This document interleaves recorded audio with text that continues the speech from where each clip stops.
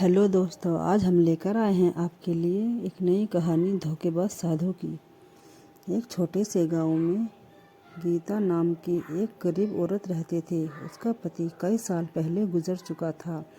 उसके पास एक छोटा सा घर और उसका 10 साल का बेटा मोहन था। गीता दिन रात मेहनत करके अपने बेटे को पालती थी। एक दिन गांव में एक साधु आया। लंबी दाढ़ी, माथे पर तिलक और हाथ में माला देखकर लोग उसे बहुत बड़ा संत समझने लगे। वह खुद को महात्मा शिवानंद कहता था। गांव वाले उसके चरण छूते, उसे खाना खिलाते और दान देते। गीता भी बहुत दुखी थी, इसलिए वह रोज साधु के पास जाकर अपनी परेशानियां बताती। साधु की मीठी बातें करता और कहता, बेटी, तुम्हारे घर पर बुरा साया है। अगर पूजा नहीं करवाई तो तुम्हारे बेटे पर संकट आ सकता है। यह सुनकर गीता डर गई। उसने अपनी छोटी छोटी बचत साधु को दे दी। साधु रोज नए बहाने बनाकर पैसे मांगता रहा। धीरे धीरे गीता के घर का राशन खत्म होने लगा, मगर उसे विश्वास था कि साधु उसकी मदद करेगा। एक रात मोहन ने अपनी माँ को रोते हुए देखा। उसने पूछा, माँ, आप उस साधु बाबा को सब कुछ क्यों दे रही हो? गीता बोली, बेटा, वो भगवान के आदमी हैं, वो हमारा दुख दूर करेंगे। मोहन चुप हो गया, लेकिन उसे साधु पर शक होने लगा।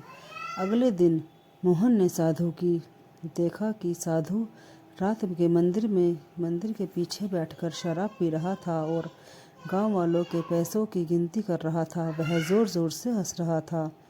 मोहन यह देखकर डर गया। उसने सारी बात अपनी माँ को बताई। पहले तो गीता ने विश्वास नहीं किया, लेकिन जब उसने खुद जाकर देखा तो उसके पैरों तले जमीन खिसक गई। जिस इंसान को वह भगवान समझ रही थी, वह एक धोखेबाज निकला।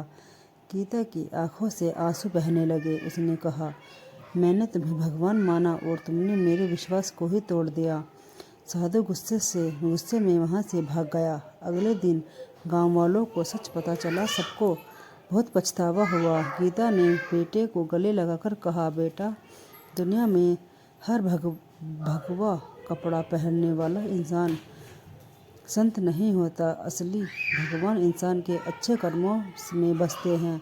उस दिन के बाद गीता ने भी मेहनत कर भरोसा करना सीख लिया। गांव वालों भी समझ गए कि अंधविश्वास इंसान को कमज़ोर बना देता है। इस कहानी से हमें यह सीख मिलती है कि कभी भी किसी पर आंख बंद करके विश्वास नहीं करना चाहिए। सच्चाई और मेहनत ही सबसे बड़ा सहारा होता है। दोस्तों, हमें बताइए कि आपको ये कहानी कैसी लगी।